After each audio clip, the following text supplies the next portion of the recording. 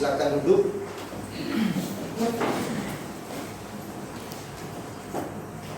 Mari saudara-saudara kita membaca firman Tuhan di dalam Filipi pasal yang kedua, ayatnya yang ke-6 dan ayatnya yang ke-7. Kemudian bagian yang kedua di dalam Injil Lukas pasal 17 ayat 7 sampai dengan ayatnya yang ke-10. Filipi pasal 2 ayat yang ke-6 dan ayatnya yang ke-7 sampai 10. Mari kita baca bersama-sama saudara-saudara. Demikian firman Tuhan. Yang walaupun dalam rupa Allah tidak menganggap kesetaraan dengan Allah itu sebagai milik yang harus dipertahankan, melainkan telah mengosongkan dirinya sendiri dan mengambil rupa seorang hamba dan menjadi sama dengan manusia. Lalu kemudian di dalam Lukas pasal yang ke-17 ayat 7 sampai dengan ayatnya yang ke-10. Lukas pasal yang ke-17 ayatnya yang ke-7 sampai dengan ayatnya yang ke-10. Saya ajak kita untuk baca bersama-sama demikian firman Tuhan. Siapa di antara kamu yang mempunyai seorang hamba yang membaca atau mengembalakan ternak baginya, akan berkata kepada hamba itu setelah dia pulang dari ladang, mari segera makan. Bukankah sebaliknya ia akan berkata kepada hamba itu, sediakanlah makananku, ikatlah pinggangmu, dan layanilah aku sampai selesai aku makan dan minum, dan sesudah itu engkau boleh makan dan minum. Adakah ia berterima kasih kepada hamba itu karena hamba itu telah melakukan apa yang ditugaskan kepadanya? Demikian jugalah kamu, apabila kamu telah melakukan segala sesuatu yang ditugaskan kepadamu, hendaklah kamu berkata, kami adalah hamba-hamba yang tidak berguna. Kami hanya melakukan apa yang kami harus lakukan. Saya baca ulang ayat yang ke-10. Demikian firman Tuhan. Demikian jugalah kamu, apabila kamu telah melakukan segala sesuatu yang ditugaskan kepadamu, hendaklah kamu berkata, kami adalah hamba-hamba yang tidak berguna. Kami hanya melakukan apa yang kami harus lakukan. Amin. Berbahagialah kita saudara-saudara yang telah membaca firman Tuhan ini, dan kita adalah orang yang berbahagia, yang percaya dan melakukan firman Tuhan. Saudara-saudara yang dikasihi oleh Tuhan, kerendahan hati yang sejati bukanlah merendahkan diri sendiri, melainkan tidak memusatkan perhatian pada diri. Ini yang dimaksud dengan kerendahan hati. Jadi kerendahan hati itu berbeda dengan merendahkan diri, melainkan tidak memusatkan perhatian kepada diri sendiri.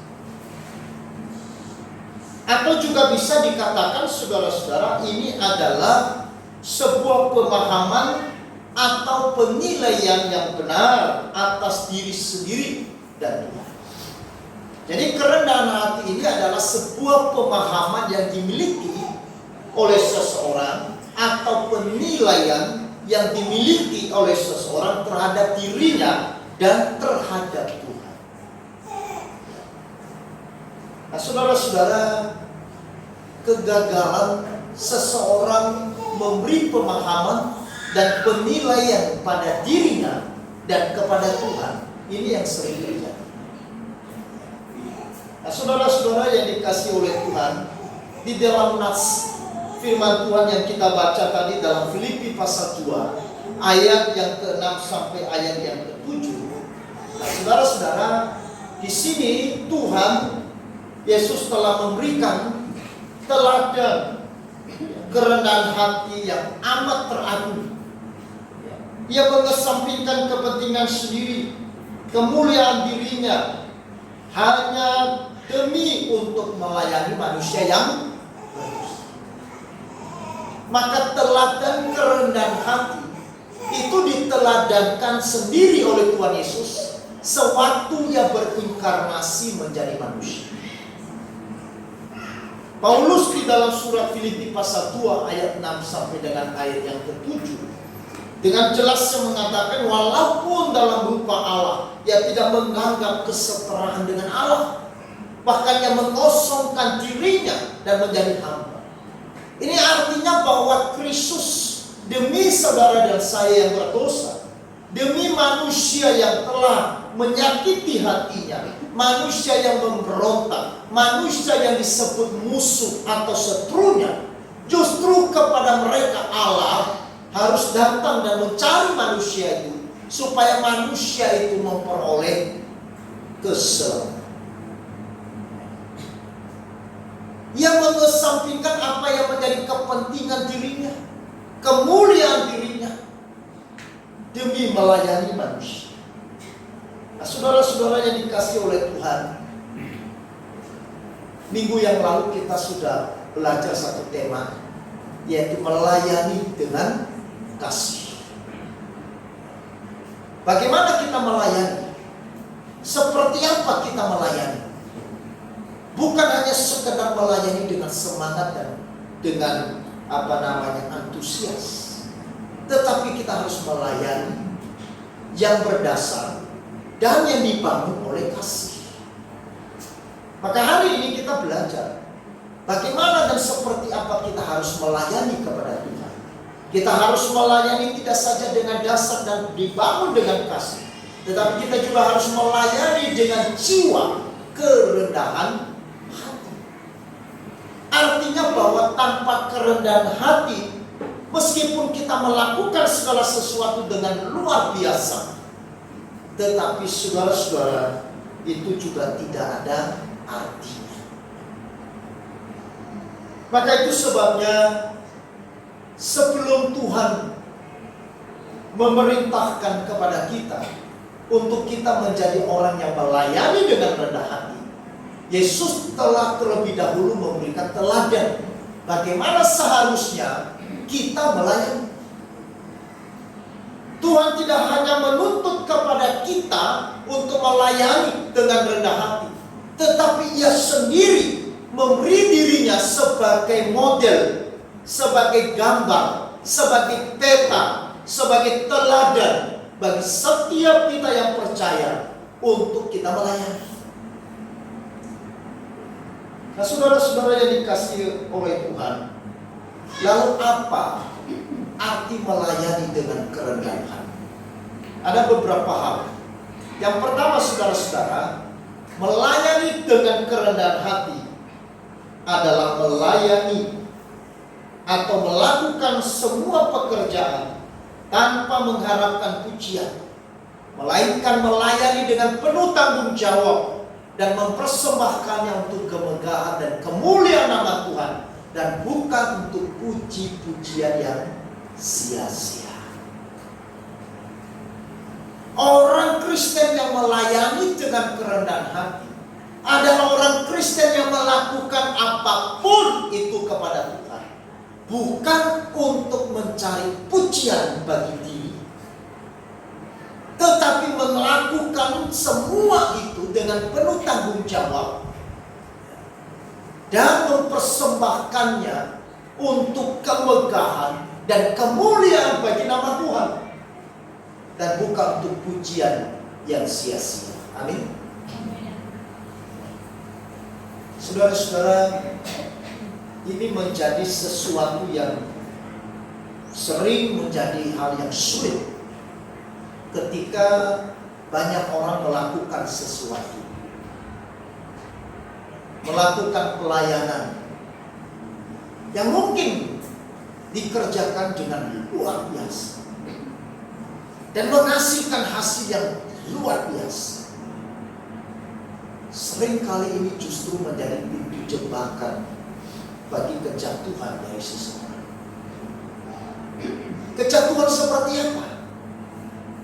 Yaitu kejatuhan untuk mengambil kemuliaan Tuhan.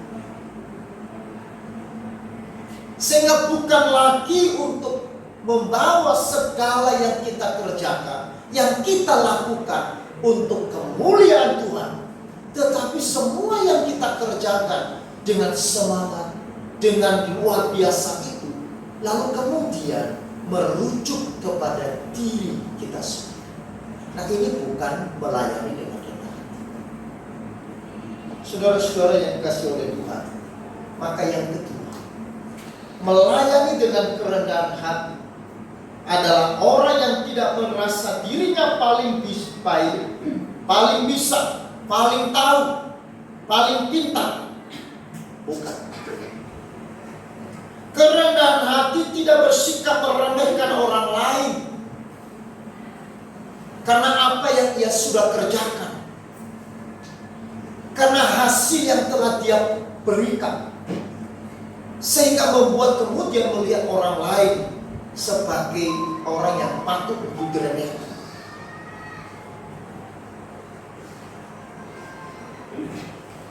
Tetapi justru mengarahkan kita untuk mengenal diri dan menyadari apa yang banyak, menyadari bahwa ada banyak kekurangan dan ketidaksempurnaan di dalam diri kita.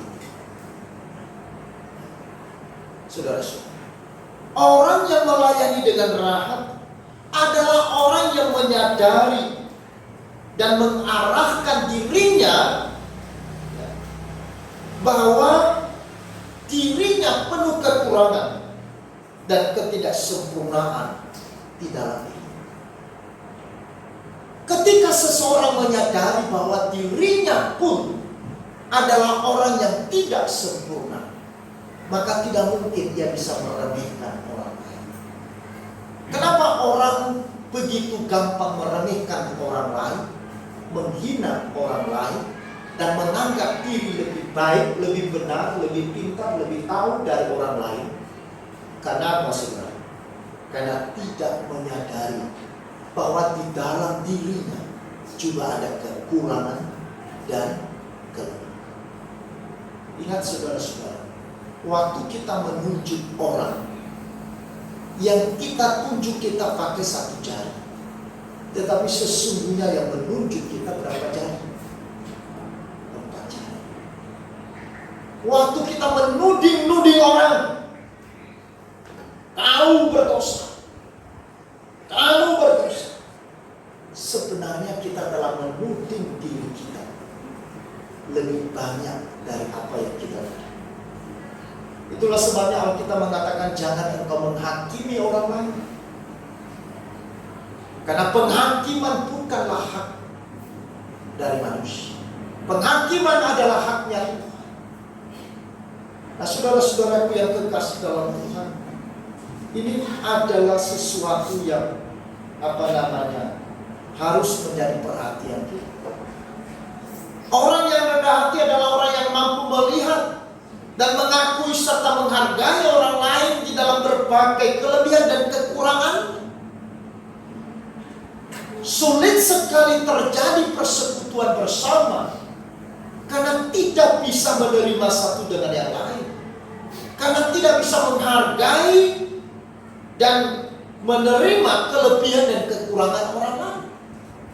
Makanya di dalam ayat pertama, saudara-saudara, ya, di dalam Filipi pasal 2 tadi saya bacakan. Jadi karena dalam Kristus ada nasihat, ada penghiburan kasih, ada persekutuan roh, ada kasih mesra dan belas kasihan. Karena itu sempurnakanlah sukacitaku dengan ini. Hendaklah kamu sehati sepikir dalam satu kasih, satu jiwa, satu tujuan, dengan tidak mencari kepentingan sendiri atau puji-pujian yang sia-sia. Sebaliknya hendaklah dengan rendah hati yang seorang menganggap yang lain lebih utama daripada dirinya sendiri.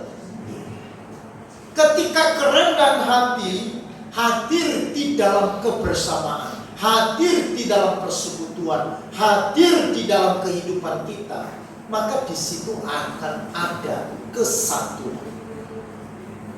Tetapi di mana ada keangkuhan dan kesombongan, di mana ada jiwa yang hati yang menganggap lebih baik, lebih benar, lebih tahu, lebih pintar dari orang lain, itu adalah pemicu dari kesatuan, pemicu dari retaknya sebuah kebersamaan. Karena dia tidak bisa menerima kekurangan dari orang lain, dan juga dia tidak mau orang lain melebihi dirinya sendiri. Ini pun. Nah, saudara-saudara yang terkasih dalam Tuhan, ya, ada satu ilustrasi, ya, di mana ada pada suatu malam ada seorang ibu wanita sedang menunggu di bandara. Lalu sebelum dia terbang, kira-kira masih ada beberapa jam dia harus menunggu penerbangannya untuk berangkat ke kota tujuan. Untuk mengisi waktu yang kosong itu, kemudian wanita ini membeli buku baru, dan kemudian dia juga membeli roti atau kue di gerai toko di bandara. Lalu setelah dia beli buku dan dia beli kue, lalu kemudian dia melihat, oh, ada kursi yang kosong. Lalu sang wanita ini dia bergegas menuju ke tempat kursi yang kosong dan dia duduk. Lalu kemudian dengan asik dia mulai membaca. Lalu ada satu kursi kosong di antara dia dengan seorang laki-laki. Waktu dia membaca buku, lalu kemudian dia mengambil kue, dia makan. Tidak lama kemudian laki-laki juga dia ambil kue yang sama. Dan kemudian kaget, ini laki-laki kurang ajar banget. Tidak sopan, tidak minta izin. Kok kue saya diambil? Dasar pencuri kue. Tetapi wanita ini dia pendam, dia diam saja, seperti dia tidak tahu. Lalu kemudian sambil membaca dia mengunyah kuenya. Lalu kemudian dia melihat laki-laki di sebelah, dia ambil lagi kue. Dia makan. Wanita itu makin jengkel, saudara, makin marah dia. Waduh, kalau aku bukan orang baik, udah tonjok itu muka. Itu di dalam hati. Lalu kemudian si wanita dia coba mengambil kue. Waktu dia ambil kue, dia lihat lagi tangan laki-laki, dia juga masukkan di dalam plastik, dia ambil kue juga. Dia makan. Hatinya makin menggerutu.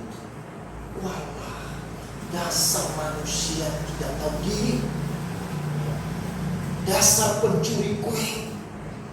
Kok nggak ada malu-malunya? Kue bukan punyanya, malah dia yang habis. Waktu dia asik membaca buku, saudara-saudara, beberapa menit kemudian ada panggilan untuk naik ke pesawat. Tetapi sebelum dia naik, dia melihat laki-laki itu, kemudian dia mengambil kue dan dia membereskan kue itu, dia makan habis. Dan wanita itu makin jengkel. Sembari dia kumpulkan barang-barangnya, tasnya, dan dia berjalan menuju kepada antrian, ya, menuju ke pesawat.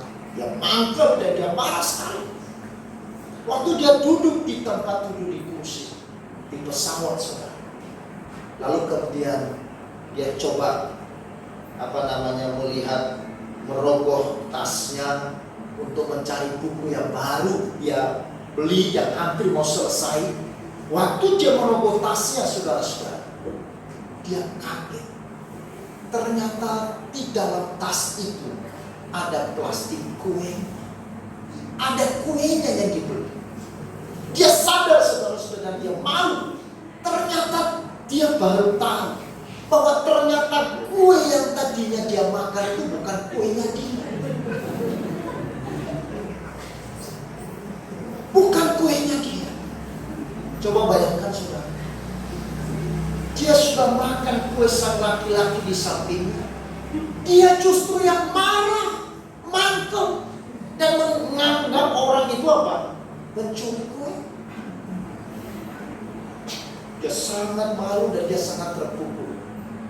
Dia sudah saudara-saudara, tidak ada lagi kesempatan untuk dia turun ke bawah.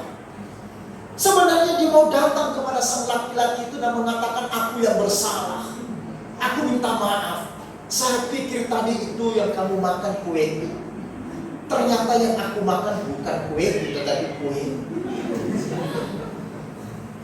Apalagi aku sudah marah dan berprasangka buruk sama kamu. Nah saudara-saudara, dari cerita ini seringkali banyak orang di luar sana, di sini tidak, saudara-saudara, berprasangka dan melihat orang lain dengan kacamata kita sendiri. Sering kita berprasangka dan melihat orang lain itu dengan kacamata kita sendiri. Dan tak jarang dari kita berprasangka buruk. Orang lain yang selalu salah, orang lainlah yang tidak tahu diri, orang lainlah yang berdosa, orang lain yang selalu bikin masalah dan seterusnya. Tanpa kita sadari bahwa kita pun juga bersalah. Saudara-saudaraku yang dikasihi oleh Tuhan, itulah sebabnya Tuhan mengajar kepada kita untuk kita memiliki kerendahan hati. Kenapa? Karena orang yang memiliki kerendahan hati adalah orang yang menyadari siapakah diri. Orang yang memiliki kerendahan hati adalah orang yang peka dengan dirinya dan memberikan tempat yang utama bagi orang yang lain. Orang yang rendah hati, dia tidak menempatkan dirinya pada tempat yang paling utama, tetapi dia selalu menempatkan orang lain ada pada tempat yang paling utama. Saudara-saudara, maka waktu kita melayani, bukan sekedar kita melayani untuk kepuasan diri kita. Seperti pada minggu yang lalu saya sudah katakan, bahwa melayani dengan kasih, bukan melayani karena rasa bersalah. Kita melayani bukan karena ada rasa ketakutan. Kita melayani bukan supaya juga kita diberkati oleh Tuhan, tetapi melayani adalah sebuah kasih yang mengakar dan yang mendasar dan membangun diri kita untuk melakukan. Karena orang yang melayani dengan kasih, orang yang juga melayani dengan rendah hati, maka dia akan selalu memberikan yang tempat yang paling utama bagi kemuliaan Tuhan. Amin. Orang yang melayani dengan rendah hati, dia sadar bahwa tidak ada ruang, tidak ada tempat bagi dirinya di dalam. Hanya Tuhan yang layak, yang harus bertahta, yang harus mendapat tempat di dalam segala sesuatu yang dia kerjakan.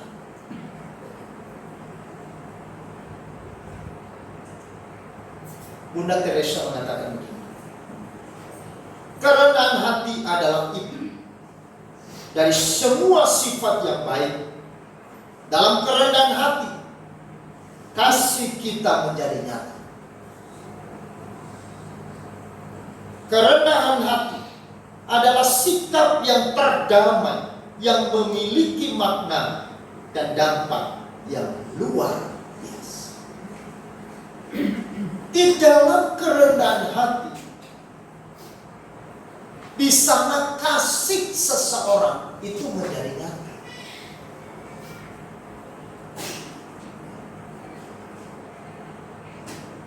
Di dalam hati seseorang ada kasih yang menjadi nyata. Makanya Paulus mengatakan, sekalipun aku membagi-bagikan segala sesuatu, kalau aku tidak punya kasih, itu sama artinya kosong. Kalau tidak didasari dengan jiwa kerendahan hati, kasih kita itu tidak menjadi nyata.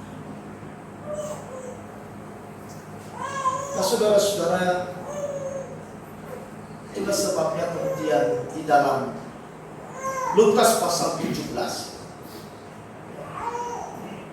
ayat 10 tadi saya bacakan. Demikian juga kamu apabila kamu telah melakukan segala sesuatu yang ditugaskan kepadamu, hendaklah kamu berkata, kami adalah hamba-hamba yang tidak berguna. Kami hanya melakukan apa yang kami harus lakukan. Nah, saudara-saudara yang dikasihi oleh Tuhan, yang ketiga, melayani dengan kerendahan hati adalah sebuah kesadaran bahwa apapun yang kita lakukan, kita hanyalah seorang hamba atau utusan yang tidak berguna. Ini saudara tidak mudah.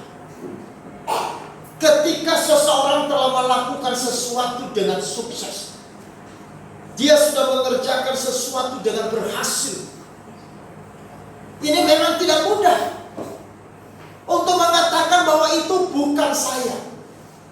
Seringkali saudara-saudara, ini menjadi godaan besar bagi semua orang Kristen, apalagi para hamba Tuhan, saudara-saudara. Apalagi bagi mereka yang melayani Tuhan, para aktivis yang melayani dalam gereja. Ketika mereka mengerjakan sesuatu dengan hasil yang luar biasa, ini tidak mudah untuk berkata itu bukan saya. Itu anugerah. Saudara-saudara, waktu saya pergi ke Tuban, saya diundang pelayanan tahun 2019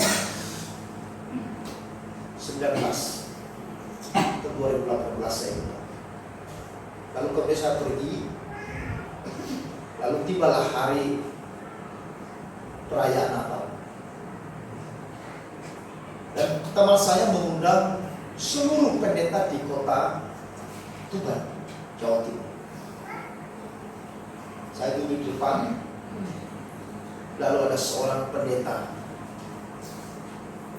salah satu pendeta datang, kemudian duduk di samping saya, dan kemudian saya salam. Dan waktu saya salam, dia katakan apa? Saya pendeta ini, saya melayani di gereja yang cukup besar. Lalu kemudian saudara, dia buka HP-nya. Saya tidak tanya gerejanya seperti apa. Saya juga tidak tanya jumlah jemaahnya berapa. Saya tidak tanya rumahnya berapa banyak, depositonya berapa. Ini baru ketemu, masih dalam perkenalan, sudah buka HP. Apa yang ditunjukkan saudara-saudara? Ditunjukkan gerejanya yang megah. Saya melayani di gereja ini. Saya katakan, wah. Karena saya tahu dia butuh kata wah. Itu yang dia butuh. Artinya bahwa kehadirannya di sana dalam hati saya, benar-benar saya mau menunjukkan kepada saya, ingat, di sini ada pendeta besar.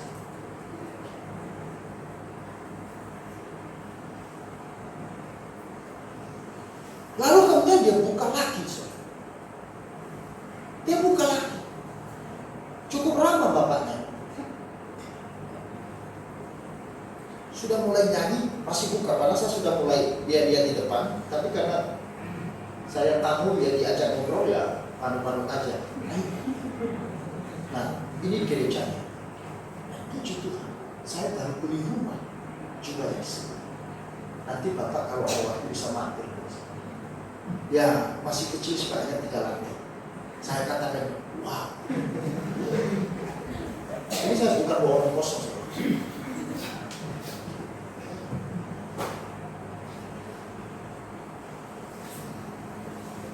Saudara-saudara, ini tidak mudah. Tidak mudah. Tidak. Maka melayani dengan kerendahan hati, saudara, itu adalah sebuah tantangan yang harus kita lakukan, yang harus kita mau hidupi di dalam hidup kita, meskipun itu tidak mudah. Tetapi kita berjuang karena ada teladan, ada model, ada gambar yang ditelankan oleh Kristus. Siapa kita sehingga kita berani berkata bahwa kita yang lebih? Kalau kita melihat ayat di dalam Filipi tadi pasal 2 ayat 7, dasar apa dan alasan apa saudara dan saya bisa berkata dan bermegah dengan apa yang kita lakukan? mampu saudara dan saya melakukan yang sehebat itu, menghasilkan jumlah jemaat yang begitu luar biasa, membangun gereja yang begitu besar, itu dengan dasar. Bukankah itu karena kemurahan Tuhan? Ketika Paulus membangun jemaat yang begitu banyak, hampir di seluruh Asia, bahkan saudara-saudara, dia lebih daripada murid-murid yang lain. Paulus adalah murid yang paling terakhir, tetapi dia membangun gereja lebih banyak daripada murid yang lain. Tetapi apa kata Paulus? Di dalam Korintus dia katakan apa? Segala pelayanan ini hanya karena kemurahan. Artinya bahwa Paulus menyadari bahwa itu bukan miliknya, bukan punyanya. Itu adalah kepunyaan Tuhan. Maka kalau dia boleh ada di dalam dan mengerjakan sesuatu yang besar itu, Tuhan mempercayakan mandat yang begitu hebat itu kemurahan Allah. Maka kalau saudara dan saya boleh melayani dengan sungguh-sungguh, itu kemurahan Allah. Kalau kita bisa memberitakan Injil lalu kemudian ada orang bertobat dan percaya Yesus, itu kemurahan Allah. Kalau saudara bisa mendirikan gereja, itu karena kemurahan Allah. Kalau kita bisa melayani pelayanan-pelayanan yang lain dengan sukses, dengan berhasil, itu karena kemurahan Allah yang memungkinkan kita ada dan bisa melakukan. Amin. Saudara, maka orang yang melayani dengan rendah hati adalah sebuah kesadaran bahwa apapun yang kita lakukan, kita hanyalah seorang hamba, tidak lebih dari itu. Orang yang melayani Tuhan tidak lebih dari hamba. Betul tidak? Orang yang melayani Tuhan kan tidak disebut Tuhan, bosnya Tuhan, kan tidak. Selalu dikatakan hamba Tuhan, pelayan Tuhan. Kenapa kita mau ganti status kita? Jati diri kita, identitas kita. Saudara-saudara, kenapa? Karena memang mata manusia itu memang sulit. Manusia ini kadang-kadang masih melihat apa yang dilihat oleh mata dunia. Kadang-kadang masih manusia memberikan pemahaman dan penilaian diri yang berdasar kepada apa? Nilai yang fana, nilai materi. Waktu saudara engkau melihat orang kaya, lalu kemudian hadir di tengah-tengah saudara, saudara akan terus melihatnya. Wow, ini orang kaya. Waktu engkau melihat orang yang miskin hadir di tengah-tengah saudara, apa saudara melihat terus? Saudara melihat dengan musuh. Apalagi mau duduk di samping saudara. Ya kan? Coba itu artis yang cantik dari Korea, pakai parfum yang harum, gaun yang seksi. Tiba-tiba dia mau masuk di gereja Bethesda. Lihat kiri kanan, mana tempat yang kosong di dalam hati saudara. Ini kursi kosong. Maka waktu dia duduk di samping saudara merasa bangga. Tapi coba saudara, orang yang datang dari tempat kumuh, saudara, dia sudah jalan tidak ada alas kaki, baju sudah sobek-sobek, penuh keringatan daki,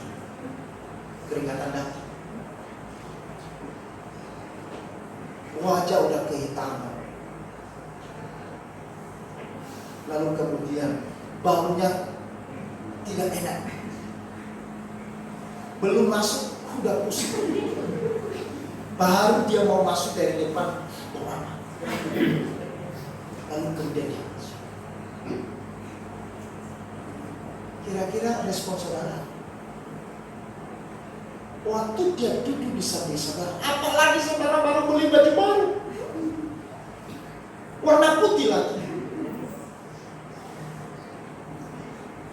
kira-kira gimana? Pasti saudara akan geser kan? Lama-lama geser. Ini reaksi.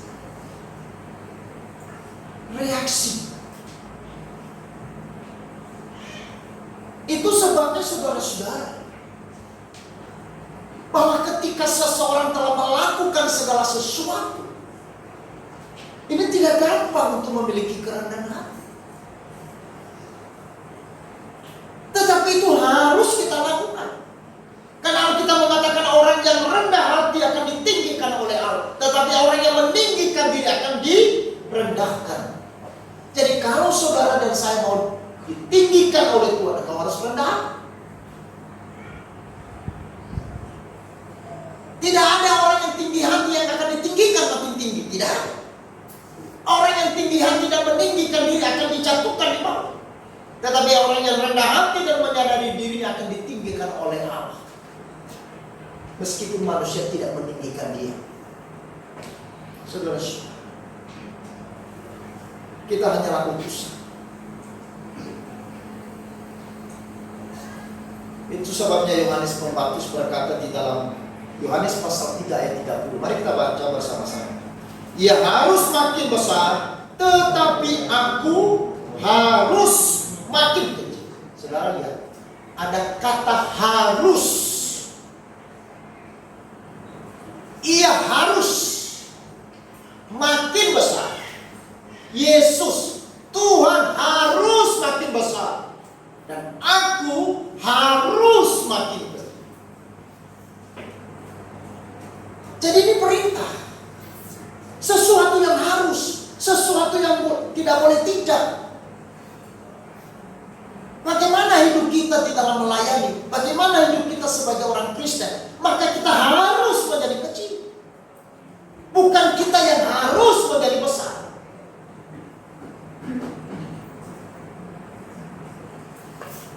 Harus ini adalah sebuah tindakan yang aktif. Artinya bahwa lahir dari sebuah kesadaran bahwa memang kita terpanggil untuk menjadi orang yang harus rendah hati. Orang yang harus menyadari siapakah kita dan siapakah Tuhan. Kita terpanggil sebagai orang yang bersyukur karena anugerah Tuhan. Yang menyadari betapa besar kasih Allah, anugerah Allah, belas kasihan dan kemurahannya kepada kita yang sebenarnya tidak layak untuk menerima segala kebaikan. Sehingga dengan itu kita harus makin kecil. Saudara-saudara, yang berkata ya harus makin besar, tetapi aku harus makin kecil, di sini siapa? Siapa?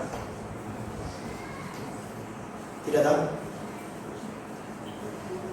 Siapa? Yohanes Pembaptis, saudara. Siapa Yohanes Pembaptis? Seorang nabi yang sangat dihormati oleh orang Islam. Seorang nabi yang dianggap paling besar seluruh nabi yang lain. Bahkan saudara-saudara, pelayanan yang dilakukan oleh Yohanes Pembaptis membuat seluruh Yudea dan Yerusalem semua bertobat, datang memberi diri di baptis. Yang memiliki jangkauan pelayanan dan pengaruh dampak yang begitu besar pada saat itu. Setelah masa diam 400 tahun. Sebelum munculnya Nabi Yohanes Pembaptis, maka 400 tahun tidak ada nabi, tidak ada firman Tuhan, tidak ada Tuhan berbicara apa-apa kepada manusia. Setelah 400 tahun, ini disebut masa senyap, masa sepi. Dan manusia begitu hampa, begitu sepi, begitu kosong. Lalu kemudian menjelang Mesias datang, Tuhan mengutus pendahulunya terlebih dahulu, yang disebut utusan atau perintisnya, yaitu Yohanes Pembaptis. Dan Yohanes Pembaptis mulai memberitakan berita pertobatan, sehingga banyak orang-orang Yahudi, orang-orang Israel berprasangka bahwa mungkin dia ini Mesias. Karena apa yang diberitakan seperti yang dinubuatkan oleh Yesaya. Mungkin dia ini Mesias yang kita tunggu. Ini yang membuat orang-orang Yahudi, orang Israel begitu menghormati dia. Saudara-saudara, kalau saja satu kalimat diucapkan oleh seorang Yohanes Pembaptis ketika para orang-orang Farisi bertanya kepada dia, siapakah engkau? Engkaukah Mesias? Kalau ia berkata, ya, maka apa yang terjadi? Seluruh Yerusalem, Yudea akan sangat mengagumkan. Popularitasnya begitu luar biasa. Tetapi saudara-saudara, Yohanes Pembaptis, dia menyadari dirinya siapa. Bahkan pertama sekali berjumpa dengan Yesus, dia mengatakan, membuka tali kasutnya pun aku tidak layak. Membuka tali kasutnya, membuka tali sepatu Kristus saja. Yang sebenarnya orang yang biasanya membuka tali sepatu itu adalah orang yang punya status hamba. Tidak boleh yang lain. Biasanya kalau orang bertamu ke rumah, kalau misalkan keluarga itu dia punya hamba, maka hamba ditempatkan di depan pintu, menunggu tamu masuk, dan ketika tamu masuk, maka tugas hamba dia membuka kasut. Orang yang membuka tali kasut itu adalah orang yang memiliki status hamba. Hamba pada zaman itu adalah doulos dalam bahasa Yunani. Doulos itu adalah orang yang tidak punya hak atas dirinya sendiri. Seorang hamba pada zaman Yesus adalah orang yang tidak dianggap.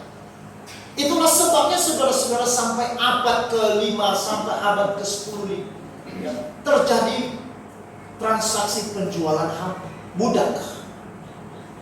Budak atau hamba dianggap tidak lebih seperti binatang. Makanya saudara-saudara suka-suka tuannya. Apakah dia dijadikan budak itu adalah makanan bagi dia punya singa? Terserah. Apakah hamba itu dibunuh? Tidak ada tuntutan. Karena hamba itu adalah milik dari tuannya. Seluruh hidup hamba itu yang memiliki adalah tuannya. Maka hamba tidak punya hak atas dirinya sendiri. Dia hanya hidup sepenuhnya kepada tuannya. Hidup pada belas kasihan Tuhan, hidup pada kemurahan Tuhan. Kalau Tuhan yang memberi dia kesempatan untuk hidup, itu adalah anugerah. Kalaupun hambanya membunuh dia tidak bisa mengomel, dia tidak bisa berbantah. Kenapa? Karena statusnya sebagai seorang hamba. Nah saudara-saudara, Yohanes Pembaptis, dia justru berkata, membuka tali kasutnya pun aku tidak hamba. Berarti apa? Yohanes mengatakan, menjadi hamba aku pun lebih rendah dari itu.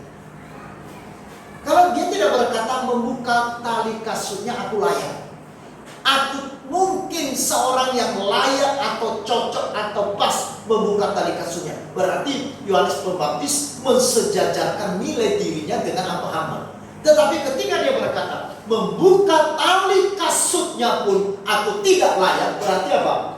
Yohanes Pembaptis mengatakan, aku lebih rendah dari budak biasa. Padahal budak yang biasanya sudah tidak ada nilai, tidak ada harga saudara-saudara. Tidak lebih daripada barang, bahkan mungkin lebih berharga daripada binatang lebih berharga dari itu.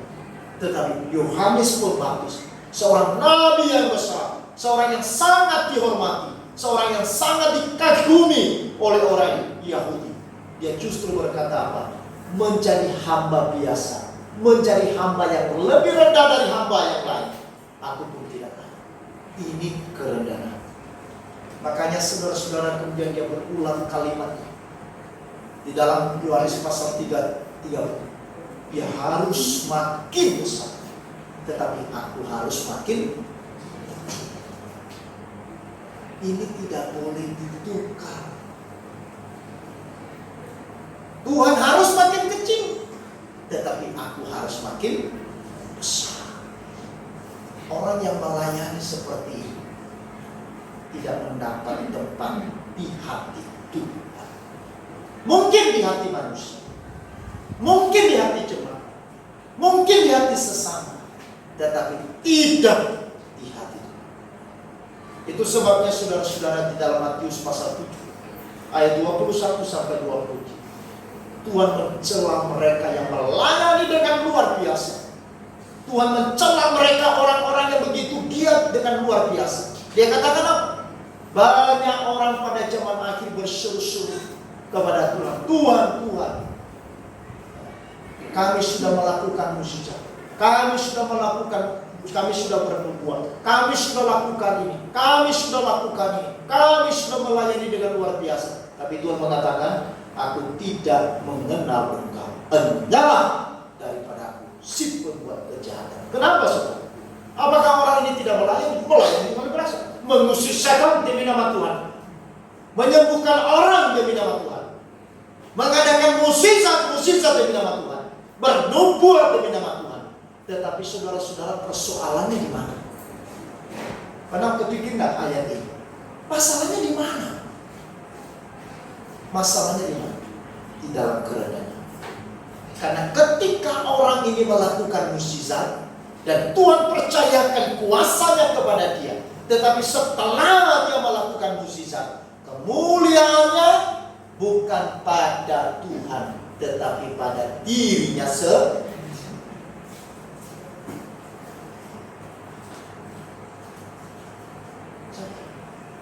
Ketika dia menyembuhkan orang 1, 2 kali, 3 kali, dia mulai bangga diri. Wah, ini saya seperti dukun hebat. Maka kemana-mana dicium tangan. Pendeta besar datang, penyembuh total. Saudara-saudara, maka mulai. Saudara lihat, pembuat mukjizat. Coba saudara lihat, seperti apa? Setelah beberapa tahun mereka terus melakukan pelayanan ini, makin kesini saudara, makin mereka mencuri kemuliaan.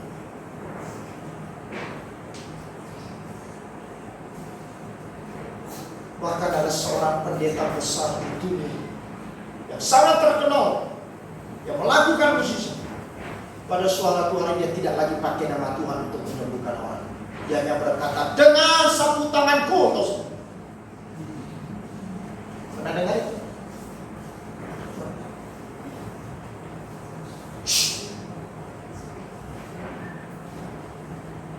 Ini bahaya. Herannya adalah orang Kristen. Wow. Lalu kemudian cium tangan lagi. Ini orang Kristen yang bodoh. Orang Kristen yang tidak belajar firman. Orang Kristen yang tahunya manifestasi, tidak tahu kebenaran. Kenapa? Jangan heran, dukun juga bisa sembuhkan. Tidak, dukun juga bisa. Seorang dukun santet di malam bertobat, saudara. Saya pernah putar dulu saya dulu ada CD yang mungkin rusak sekarang. Ada CD itu, kisah seorang pendeta. Dia dukun santet. Karena dia dari kecil dia sudah disakiti oleh orang, bapaknya disantet di depan mata dia waktu dia kecil. Akhirnya dia balas dendam dan dia belajar ke guru yang paling tinggi sampai dia punya ilmu yang luar biasa. Dan dia sudah santet orang. Begitu banyak. Terakhir dia santet seorang pembeli Kristen yang takut Tuhan, yang percaya Tuhan. Waktu dia santet, ilmunya kembali.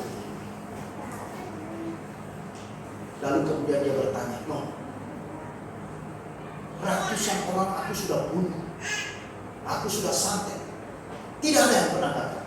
Ini kenapa? Lalu kemudian dia cari gurunya di gunung, dan gurunya mengatakan, betul si wanita itu dia punya ilmu terang. Kita, ilmu kita terang tidak bisa ketemu dengan terang. Sampai kapanpun tidak bisa. Itulah jalan swarga.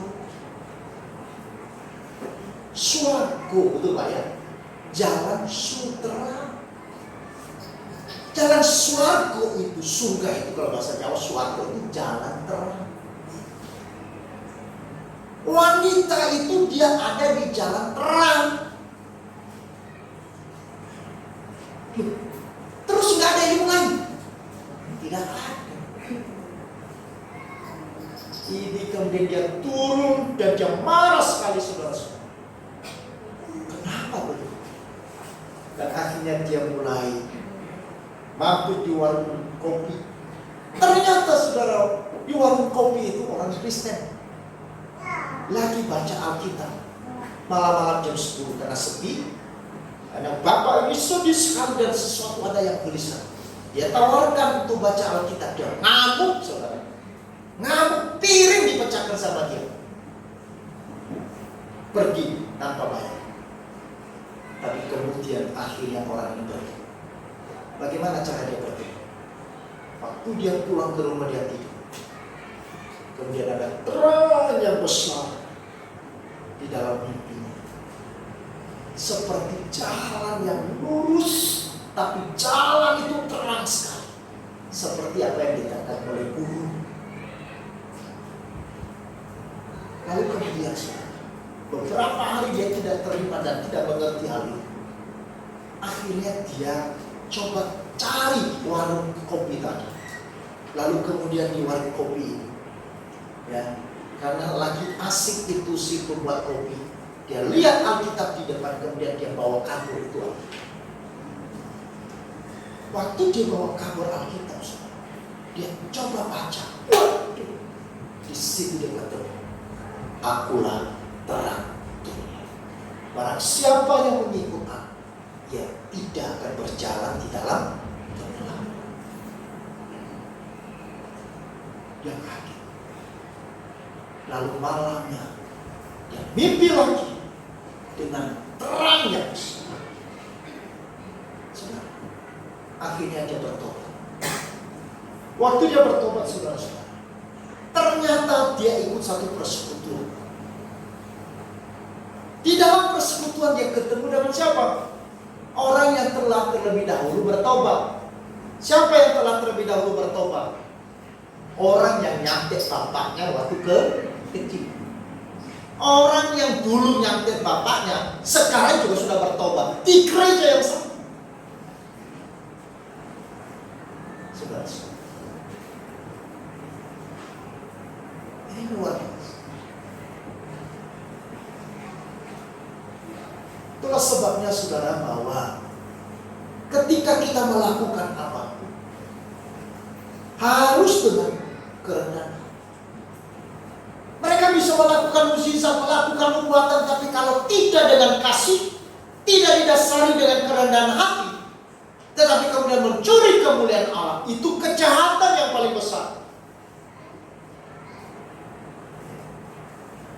Karena penghinaan kepada karya Allah dan kuasa Allah mengalihkan nama Tuhan kepada nama diri sendiri. Ini adalah pengkhianatan kepada keilahian daripada Tuhan.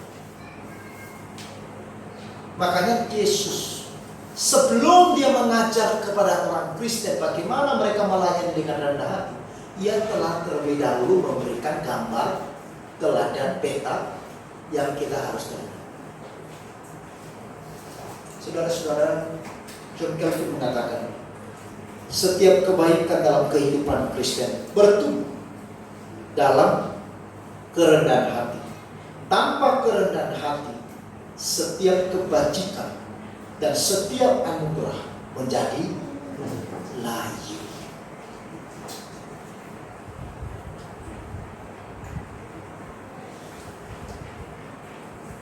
Tanah kerendahan hati adalah tanah yang subur, tanah yang memberikan kehidupan, tanah yang memberikan buah-buah, sehingga setiap kebajikan, setiap kebaikan akan menjadi segar, akan menjadi sesuatu yang indah, dipandang, dinikmati oleh orang di sekitar kita. karena kita melakukannya dengan kerendahan. Tetapi kalau kita pun melakukan kebajikan, kita pun melakukan pelayanan bukan dengan kerendahan hati, maka itu akan menjadi baik. Saudara ingat, sebelum kita memulai pelayanan di sini, kenapa kemudian beralih untuk saya dan Ibu Sari mengerjakan? Karena sebelum kami ada orang yang melayani, yang bagi-bagi sembako setiap Senin. Makanya saya tidak heran istilah bagi-bagi sembako, karena kita sudah melakukan itu jauh sebelum 20 tahun yang lalu. Jika bakal dari pelayanan itu, saudara-saudara, tetapi sebelum kami, mereka juga bagi-bagi sembako. Tetapi yang bagi saudara tidak dengan kerendahan hati. Mereka bagi-bagi di sana. Kalau saudara lihat itu ada daerah, bukan daerah sedang malam ini, tetapi yang cuci mobil lalu masuk lalu sawah semua di situ. Berarti ada kompleks di situ. Teman-teman kita dari Lombok, teman-teman kita dari Jawa, teman-teman kita dari Nusa Penida, mereka ada di kos-kosan yang di tengah sawah. Lalu tim pelayanan ini, mentang-mentang mereka membawa semangat, lalu seperti membagi dengan kecongkakan. Orang miskin, mungkin bukan bahasa itu, tetapi cara mereka melakukan itu yang membuat mereka marah. Sehingga waktu saya datang Oktober, kemudian saya survei, saya coba cerita, dan mereka berkata, kami di sini bukan, kami orang miskin. Betul, kami orang yang kekurangan. Tetapi walaupun kami orang miskin dan kekurangan, kami juga tidak mau dihina dengan pemberian yang diberikan. Kalau itu saya kaget, saya tidak tahu apa maksudnya. Akhirnya saya pulang, saya bicara sama Ibu saya, kenapa begitu? Lalu kemudian diceritakan sebenarnya. Maka waktu itu saya merubah sistem. Tidak lagi dengan bagi-bagi sembako, tetapi kita mulai masuk dengan pelayanan kesehatan. Siapa yang sakit, silakan datang di pondok sehat. Siapa yang terluka, silakan datang di pondok sehat. Kami namanya pondok sehat. Persis di depan